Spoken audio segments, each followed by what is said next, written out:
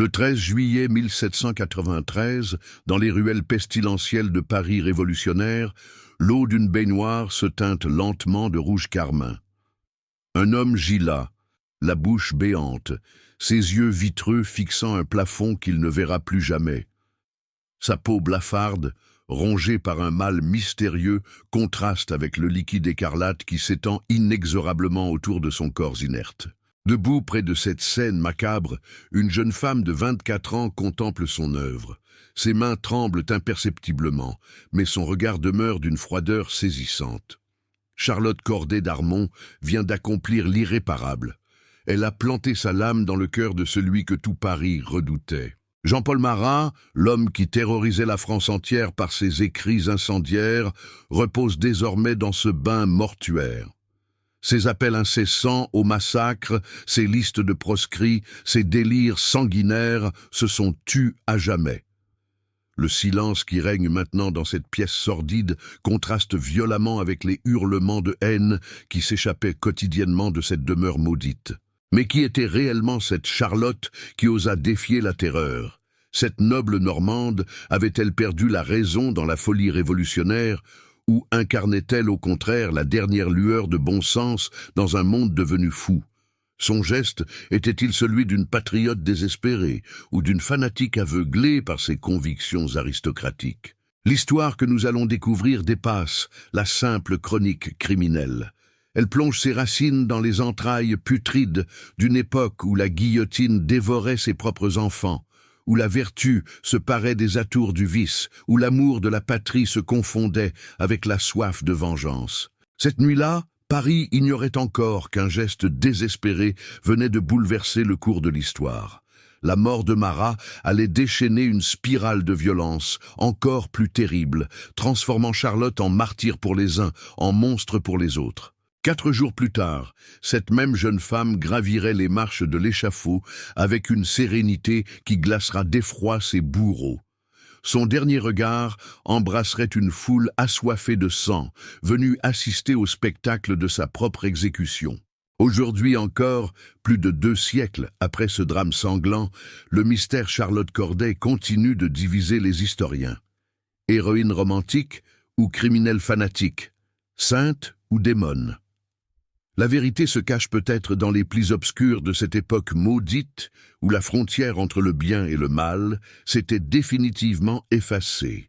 Mes chers spectateurs, nous voici réunis pour percer ensemble les mystères de l'une des affaires les plus troublantes de l'histoire de France. Charlotte Corday d'Armont demeure l'une des figures les plus énigmatiques de la Révolution française. Celle dont le geste a fait basculer une nation entière dans un abîme de violence encore plus profond. Son histoire nous transporte dans les ruelles sombres du Paris révolutionnaire, là où la mort rôdait à chaque coin de rue, où les têtes tombaient plus vite que les feuilles d'automne. Nous découvrirons ensemble comment une jeune aristocrate normande, élevée dans la piété et les bonnes manières, a pu concevoir et exécuter l'un des assassinats politiques les plus retentissants de tous les temps. Mais avant de plonger dans les méandres de cette tragédie, j'ai besoin de votre soutien. Si cette histoire vous passionne autant qu'elle me fascine, n'hésitez pas à laisser un pouce levé et à vous abonner à cette chaîne où nous explorons ensemble les recoins les plus sombres de l'âme humaine. Et surtout, dites-moi en commentaire de quelle ville, de quel pays vous nous regardez. Êtes-vous à Paris, à Montréal, à Bruxelles? Votre présence ici, où que vous soyez, donne vie à ces récits du passé. Préparez-vous maintenant à un voyage dans le temps qui vous mènera au cœur des ténèbres révolutionnaires, là où une jeune femme a cru sauver la France en commettant l'irréparable. Marie-Anne Charlotte de Corday d'Armont voit le jour le 27 juillet 1768 au château de Ronceret, près de Sées, en Normandie. Mais ce n'est pas dans les fastes aristocratiques que grandit cette future icône de la Révolution. Son père, Jacques-François de Corday d'Armont, appartient certes à la petite noblesse normande, mais les revers de fortune ont considérablement écorché le blason familial. Le château familial n'est plus qu'une bâtisse délabrée, où les courants d'air glacé se mêlent au souvenir d'une grandeur révolue. La mère de Charlotte, Marie-Jacqueline Marie des Gauthier de Mézerolles, disparaît prématurément lorsque l'enfant n'a que 12 ans. Cette perte creuse dans l'âme de la fillette une blessure béante qui ne cicatrisera jamais vraiment. Privée de l'affection maternelle, Charlotte se réfugie dans les livres, dévorant les œuvres de Plutarque, de Corneille et de Voltaire. Ces lectures façonnent peu à peu son esprit, nourrissant en elle une vision romanesque de l'héroïsme et du sacrifice patriotique. Son père, homme faible et indolent, ne parvient pas à combler le vide laissé par son épouse. Il confie donc Charlotte et sa sœur Éléonore au couvent de la Trinité à Caen, dirigé par les bénédictines. C'est dans cette austère demeure religieuse que se forge la personnalité complexe de la future meurtrière. Les murs de pierre froide et les longues heures de méditation silencieuse imprègnent son âme d'une gravité précoce qui la distingue de ses consoeurs. Au couvent, Charlotte découvre les vertus spartiates et l'idéal antique du sacrifice pour la patrie. Les religieuses, issues pour la plupart de familles nobles, entretiennent secrètement la nostalgie de l'Ancien Régime, tout en prêchant paradoxalement les valeurs chrétiennes d'abnégation et de dévouement. Cette contradiction profonde entre l'attachement aristocratique et l'idéal religieux crée dans l'esprit de Charlotte une tension permanente qui marquera toute son existence. La jeune fille excelle dans ses études, manifestant une intelligence vive et une mémoire exceptionnelle. Mais c'est surtout son caractère qui frappe ses maîtresses. Charlotte fait preuve d'une détermination et d'une force de volonté peu commune chez les pensionnaires de son âge.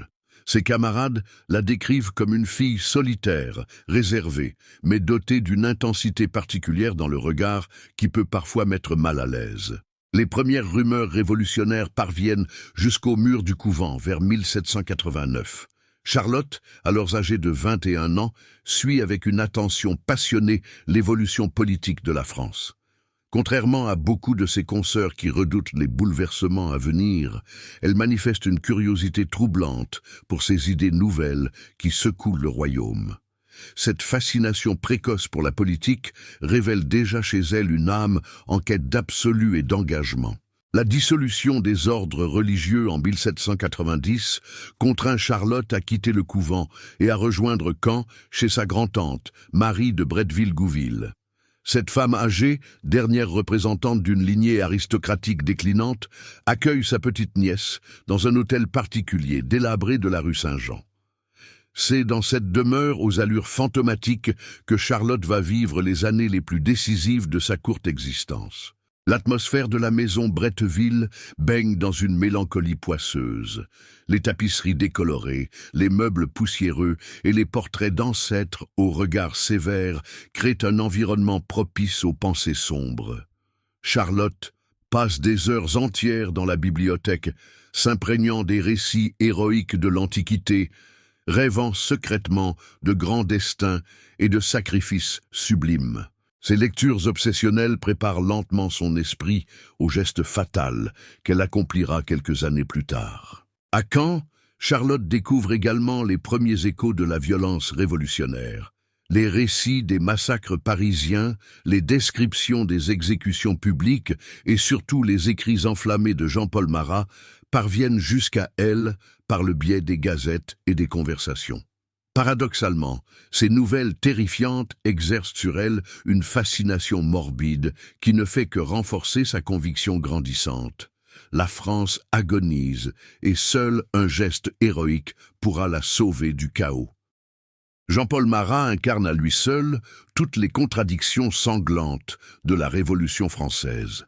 Né en 1743 à Boudry, dans la principauté de Neuchâtel, cet homme de petite taille au physique disgracieux cache derrière son apparence chétive une âme dévorée par la haine et la soif de vengeance. Sa peau, rongée par un eczéma purulent qui le torture jour et nuit, lui donne l'apparence d'un lépreux des temps modernes.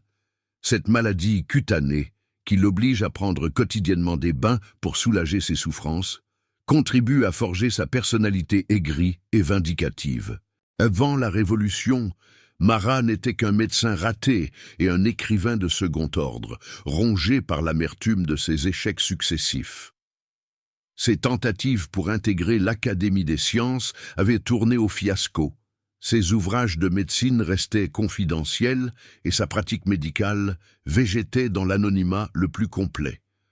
Cette accumulation de frustrations personnelles forge peu à peu chez lui une rancœur tenace contre l'ordre établi et les élites intellectuelles qui l'ont dédaigné. L'explosion révolutionnaire de 1789 offre enfin à Marat l'occasion de prendre sa revanche sur un monde qu'il avait ignoré. Il fonde alors l'Ami du peuple, un journal incendiaire qui devient rapidement l'organe de presse le plus redouté de Paris. Ses articles, d'une violence inouïe, appellent sans relâche au massacre des ennemis de la patrie. Ces listes de proscrits s'allongent de jour en jour, désignant à la vindicte populaire tous ceux qu'il considère comme des traîtres, nobles, prêtres, bourgeois modérés et même révolutionnaires jugés trop timorés. Le style de Marat frappe par sa crudité et sa brutalité. Il ne se contente pas de dénoncer ses ennemis, il les voue aux gémonies avec une jouissance sadique évidente. Il faut couper 500 à 600 têtes, écrit-il sans sourciller, réclamant que l'on pende les suspects au réverbère et que l'on brûle leur demeure. Cette rhétorique sanguinaire trouve un écho terrifiant dans les masses populaires parisiennes, exaspérées par la misère et la cherté de la vie. Sa demeure de la rue des Cordeliers devient rapidement un antre de complot et de vengeance. Dans son bureau sombre et encombré, Marat reçoit une procession ininterrompue de délateurs, d'espions et de fanatiques venus lui apporter des dénonciations. L'atmosphère de cette maison respire la paranoïa et la suspicion. Chaque visiteur peut être un assassin potentiel, chaque lettre peut contenir une menace de mort. Cette psychose permanente aggrave encore l'instabilité mentale du personnage. Physiquement, Marat offre un spectacle répugnant qui frappe tous ceux qui l'approchent. Sa peau suintante, ses vêtements toujours maculés de pommades médicamenteuses, son haleine fétide et ses yeux injectés de sang lui donnent l'apparence d'un possédé. Les bains qu'il prend plusieurs fois par jour dans une baignoire de cuivre transforment sa chambre en une espèce d'infirmerie nauséabonde où flottent en permanence des odeurs de soufre et de décoctions pharmaceutiques. Mais c'est surtout son influence politique qui fait trembler Paris. Député à la Convention nationale, Marat y siège parmi les montagnards les plus extrémistes. Ses interventions, ponctuées de cris et de gesticulations théâtrales, sèment la terreur parmi ses collègues. Il suffit qu'il désigne quelqu'un du doigt pour que cette personne se retrouve immédiatement suspecte aux yeux de l'opinion publique.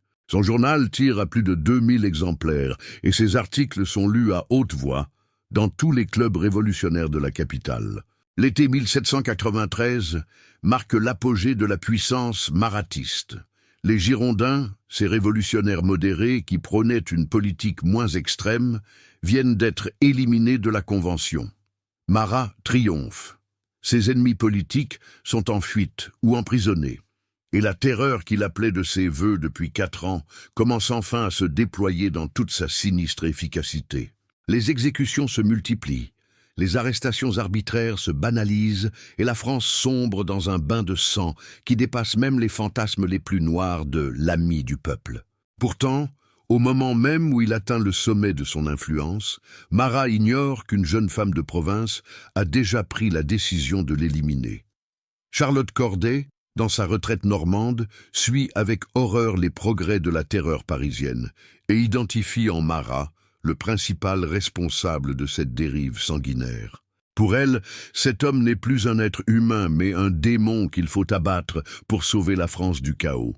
Cette conviction absolue va bientôt la pousser sur les routes de Paris, un poignard dissimulé dans ses bagages. Au printemps 1793, Charlotte Corday contemple depuis sa fenêtre de la rue Saint-Jean les bouleversements qui secouent Caen. La ville normande vient de se rallier aux Girondins proscrits qui ont fui Paris après leur éviction de la Convention.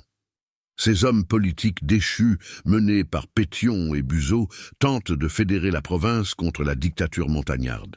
Leurs discours enflammés contre la terreur parisienne trouvent un écho favorable chez Charlotte, qui voit enfin se dessiner une alternative à la folie sanguinaire qui ravage la capitale.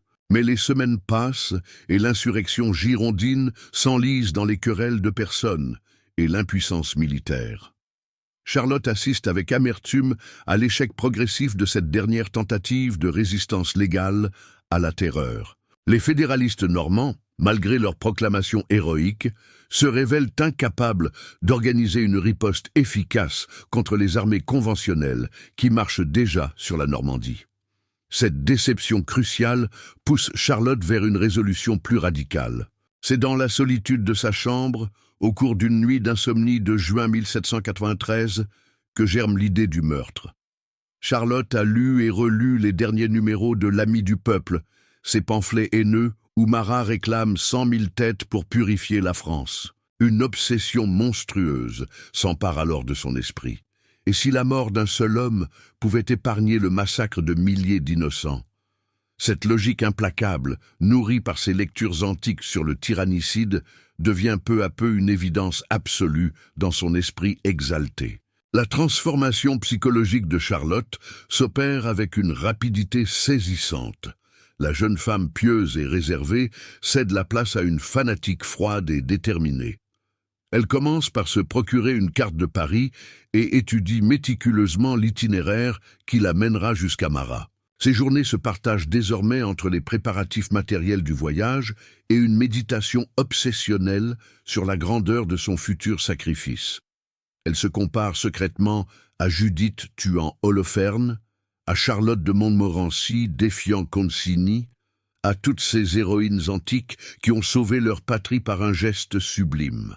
Le 7 juillet 1793, Charlotte franchit le pas décisif. Elle se rend chez un coutelier de Caen pour acheter l'arme du crime. Le couteau qu'elle choisit mesure 6 pouces de long.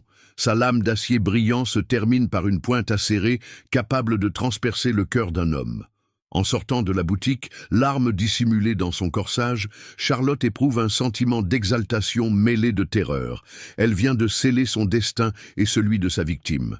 Les derniers jours passés à Caen revêtent un caractère particulièrement troublant. Charlotte rédige plusieurs lettres d'adieu, notamment une missive destinée à son père, où elle explique les motifs de son geste. « J'ai tué un homme pour en sauver 100 000 », écrit-elle de sa plume ferme, révélant ainsi la logique implacable qui guide ses actes. Ces documents, cachés dans sa chambre, ne seront découverts qu'après sa mort et jetteront une lumière sinistre sur ses véritables motivations. Le 9 juillet au matin, Charlotte quitte définitivement Caen à bord de la diligence de Paris. Ce voyage de 3 jours à travers la campagne normande et francilienne lui offre ses dernières heures de répit avant l'accomplissement de son dessein. Les autres voyageurs la décrivent comme une jeune femme silencieuse et recueillie, plongée dans ses pensées, égrenant parfois son chapelet avec une ferveur qui les impressionne. Ils ignorent qu'il côtoie une future meurtrière en route vers son rendez-vous avec l'histoire. Durant ces longues heures de trajet, Charlotte peaufine mentalement son plan d'action.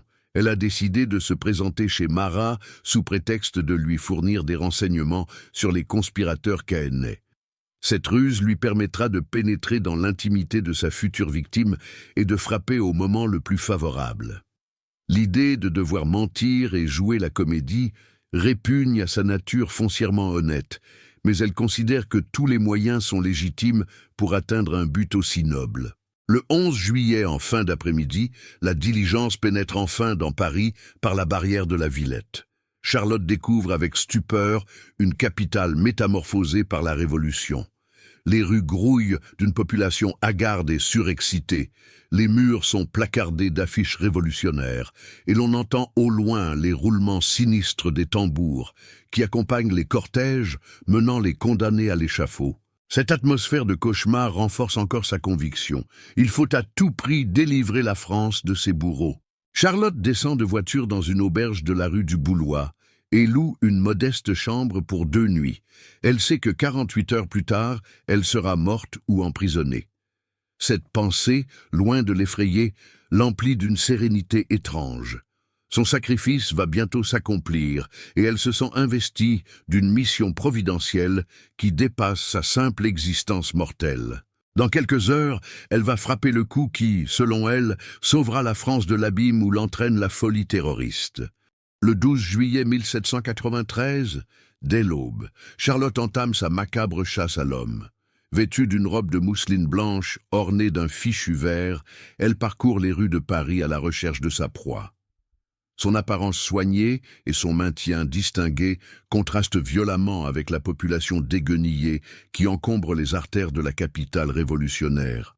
Personne ne pourrait deviner que cette jeune bourgeoise provinciale dissimule sous ses vêtements élégants l'instrument de mort qui va bouleverser le cours de l'histoire. Sa première destination l'amène vers l'Assemblée nationale, installée dans l'ancien manège des Tuileries.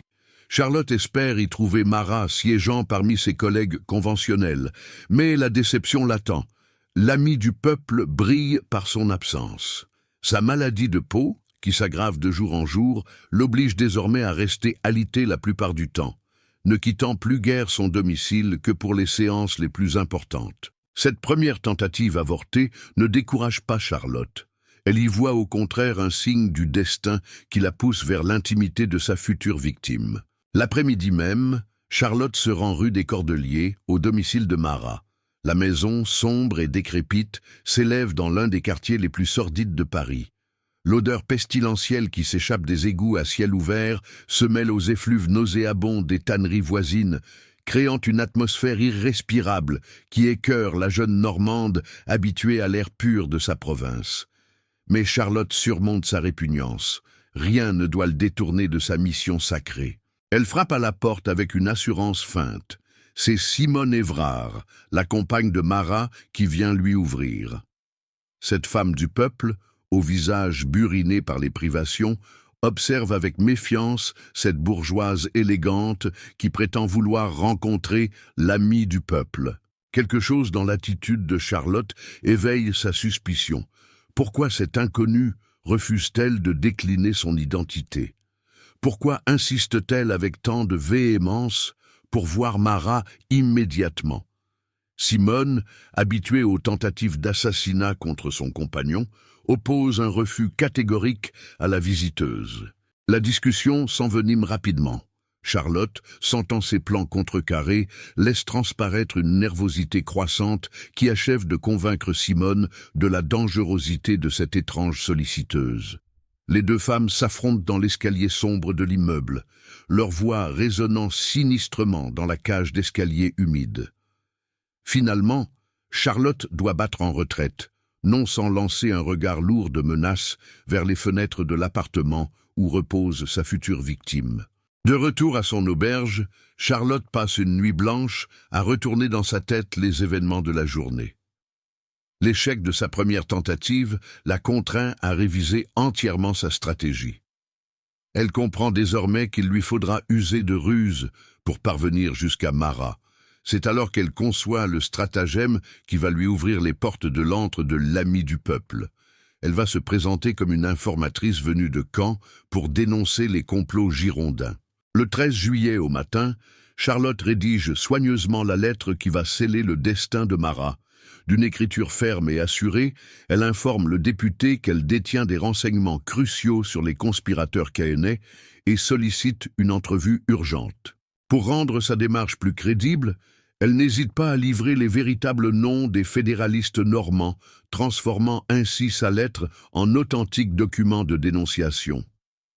Cette duplicité répugne à sa nature droite, mais elle la considère comme un sacrifice nécessaire à l'accomplissement de sa mission.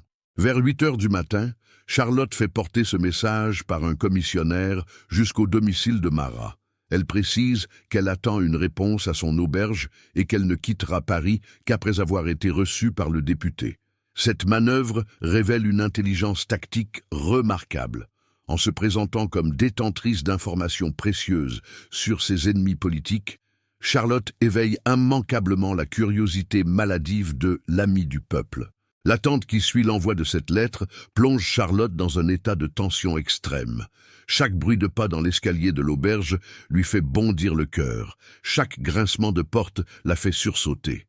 Elle sait que dans quelques heures, tout sera terminé. Soit elle aura accompli son dessein et libéré la France de son bourreau, soit elle aura échoué et péri dans cette tentative désespérée. Cette perspective de mort imminente, loin de l'effrayer, l'emplit d'une exaltation mystique qui transfigure ses traits. Vers 6 heures du soir, un messager frappe enfin à la porte de sa chambre. Il apporte la réponse tant attendue. Marat accepte de la recevoir le soir même, vers 8 heures. En lisant ces quelques lignes griffonnées de la main tremblante de sa future victime, Charlotte éprouve un sentiment de triomphe glacé. Le piège s'est refermé sur Marat. Il ne lui reste plus qu'à porter le coup fatal qui va délivrer la France de son cauchemar. Dans 2 heures, l'histoire basculera dans le sang et Charlotte Corday entrera dans la légende, mais au prix de sa propre vie. Le 13 juillet 1793, à 7 heures du soir, Charlotte Corday quitte son auberge pour la dernière fois. Elle a revêtu sa plus belle toilette, une robe de mousseline blanche immaculée, comme un linceul prémonitoire, surmonté d'un fichu de soie verte qui souligne l'éclat sombre de ses yeux. Ses cheveux châtains, soigneusement coiffés selon la mode du temps, encadrent un visage d'une pâleur marmoréenne où se lit une détermination inflexible.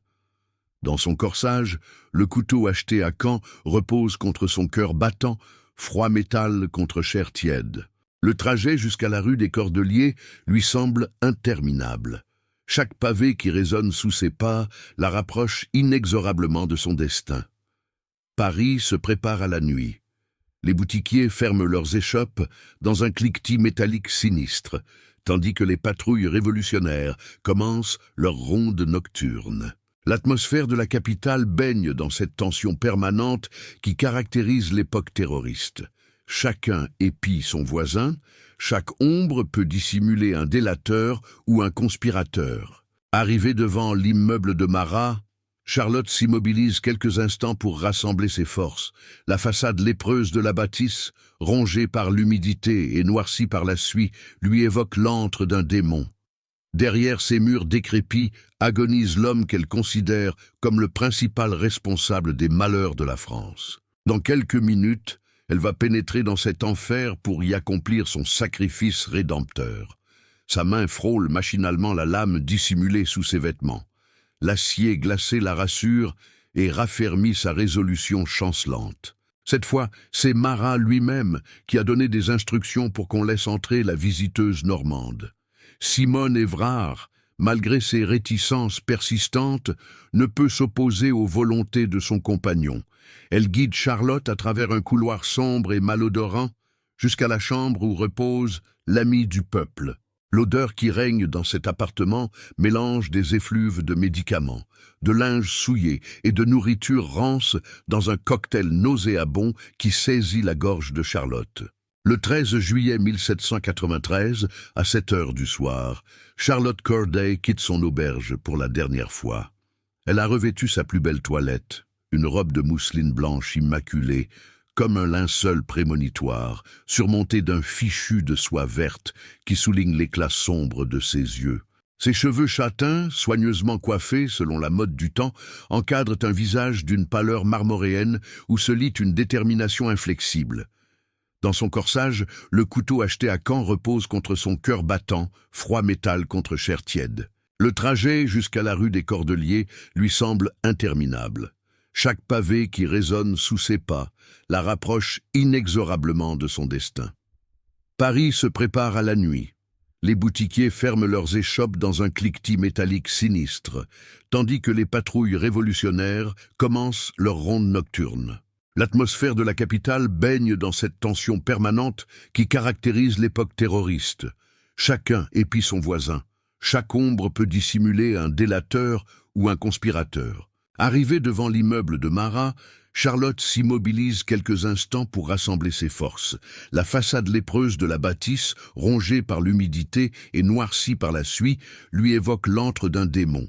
Derrière ces murs décrépits agonise l'homme qu'elle considère comme le principal responsable des malheurs de la France. Dans quelques minutes, elle va pénétrer dans cet enfer pour y accomplir son sacrifice rédempteur. Sa main frôle machinalement la lame dissimulée sous ses vêtements. L'acier glacé la rassure et raffermit sa résolution chancelante. Cette fois, c'est Marat lui-même qui a donné des instructions pour qu'on laisse entrer la visiteuse normande. Simone Évrard, malgré ses réticences persistantes, ne peut s'opposer aux volontés de son compagnon. Elle guide Charlotte à travers un couloir sombre et malodorant jusqu'à la chambre où repose l'ami du peuple. L'odeur qui règne dans cet appartement mélange des effluves de médicaments, de linge souillé et de nourriture rance dans un cocktail nauséabond qui saisit la gorge de Charlotte. La scène qui s'offre aux yeux de la jeune femme dépasse en horreur tout ce qu'elle avait pu imaginer. Mara gît dans une baignoire de cuivre bosselé, son corps squelettique à demi immergé dans une eau jaunâtre où flottent des herbes médicinales. Sa peau, rongée par l'eczéma, présente un aspect répugnant. Plaques purulentes, croûtes sanguinolentes et chairs à vif se mélangent en un tableau dantesque qui révulse Charlotte. Seule sa tête émerge de ce bain thérapeutique, ses cheveux gras plaqués sur son crâne dégarni, ses yeux fiévreux brillant d'une lueur malsaine. Une planche de bois brut repose en travers de la baignoire, transformée en bureau de fortune, où s'amoncellent papier, encre et plumes. C'est de ce pupitre improvisé que Mara continue d'écrire ses articles incendiaires, dictant à la France révolutionnaire ses listes de proscrits et ses appels au meurtre. L'homme qui terrifie tout un peuple offre maintenant le spectacle pitoyable d'un moribond croupissant dans son bain purulent, mais son esprit venimeux demeure intact et plus dangereux que jamais. « Citoyenne, approchez-vous » susurre Mara de sa voix éraillée par la maladie. Ses lèvres bleuâtres esquissent un sourire carnassier qui découvre des dents jaunies et gâtées. Charlotte s'avance, luttant contre la nausée que lui inspire ce spectacle répugnant. Elle prend place sur une chaise bancale près de la baignoire, si proche de sa future victime qu'elle perçoit son haleine fétide et entend le clapotis sinistre de l'eau souillée contre les parois de cuivre. La conversation s'engage d'abord sur un ton anodin. Charlotte livre méthodiquement les noms des fédéralistes caennais, observant avec fascination l'expression de jouissance sadique qui s'épanouit sur le visage de Mara à chaque nouvelle dénonciation. Cet homme ne vit que pour la destruction de ses semblables. Chaque nom qu'elle prononce représente pour lui une future exécution, un nouveau spectacle sanglant à offrir à la populace parisienne. Cette perversion monstrueuse achève de convaincre Charlotte de la légitimité de son geste. « Parfait !» grogne Mara en griffonnant fébrilement sur un bout de papier. « Ces traîtres périront tous sous le couperet de la guillotine. Dans 15 jours, ils seront morts. » Ces mots résonnent comme un glas dans l'esprit de Charlotte. Elle réalise soudain que les hommes qu'elle vient de dénoncer, des êtres humains avec leurs faiblesses et leurs espoirs, vont effectivement mourir par sa faute. Cette pensée terrible décuple sa détermination. Il faut absolument que Mara disparaisse avant d'accomplir ces nouveaux massacres. L'instant fatal approche. Charlotte sent son cœur battre si fort qu'elle craint que Mara ne l'entende. Ses mains tremblent imperceptiblement, tandis qu'elle porte discrètement la main à son corsage pour saisir le manche du couteau. L'acier froid contre sa paume moite lui redonne courage. Dans quelques secondes, tout sera terminé. Elle observe une dernière fois le visage hideux de sa victime, gravant dans sa mémoire les traits de celui qu'elle va envoyer ad patres. Soudain, Charlotte bondit de sa chaise avec la rapidité de l'éclair. Sa main brandit le couteau au-dessus de la baignoire, tandis qu'un cri inhumain jaillit de sa gorge. « À bas le tyran !» La lame s'abat avec une force terrible, transperçant la poitrine décharnée de Mara entre la 4e et la 5e côte. L'acier pénètre si profondément qu'il ressort partiellement dans le dos, sectionnant artères et poumons dans un craquement sinistre d'os brisés. Le hurlement de Mara déchire l'air confiné de la chambre. Ses bras se dressent convulsivement, éclaboussant de sang et d'eau souillée les murs de la pièce. Ses yeux exorbités fixent Charlotte avec une expression d'incrédulité et de terreur absolue. L'homme qui avait envoyé tant d'innocents à la mort découvre à son tour l'épouvante de l'agonie. Le sang jaillit de sa blessure en jets saccadés, transformant rapidement l'eau jaunâtre de la baignoire en un bouillon écarlate où flottent des lambeaux de chair. Charlotte demeure immobile près de la baignoire sanglante, contemplant l'œuvre qu'elle vient d'accomplir. Aucun remords ne transparaît sur son visage de marbre. Au contraire, une étrange sérénité l'envahit. Elle vient de libérer la France de son bourreau le plus impitoyable, et cette certitude absolue justifie à ses yeux le crime qu'elle vient de commettre. Les cris de Simone Évrard qui découvre le cadavre de son compagnon, les pas précipités des voisins qui accourent, les vociférations de la foule qui s'amasse déjà dans la rue, tout cela lui parvient comme dans un rêve. Lorsque les gardes nationaux font irruption dans la chambre mortuaire, il trouve Charlotte assise calmement sur sa chaise, les mains posées sur ses genoux, observant avec une fascination morbide le spectacle de désolation qu'elle a créé. Elle ne tente pas de fuir, ne proteste pas quand on lui passe les menottes, ne manifeste aucune émotion quand la populace parisienne exige qu'on la lynche sur le champ. Cette impassibilité troublante impressionne même ses gardiens, habitués pourtant aux manifestations les plus extrêmes de la violence révolutionnaire. 4 jours plus tard, le 17 juillet 1793, Charlotte Corday monte sur l'échafaud avec le même calme olympien qu'elle avait manifesté en tuant Marat. Sa mort transforme immédiatement la meurtrière en martyr pour les ennemis de la Révolution, tandis que les montagnards font de son crime le symbole de la perfidie aristocratique. Mais au-delà de ces instrumentalisations politiques, le geste de Charlotte continue de fasciner par son ambiguïté fondamentale. Acte héroïque d'une patriote désespérée ou crime fanatique d'une illuminée. Plus de 2 siècles après ce drame sanglant, la question demeure entière. Et vous, à votre avis, Charlotte était une héroïne ou une meurtrière? Dites-le moi en commentaire.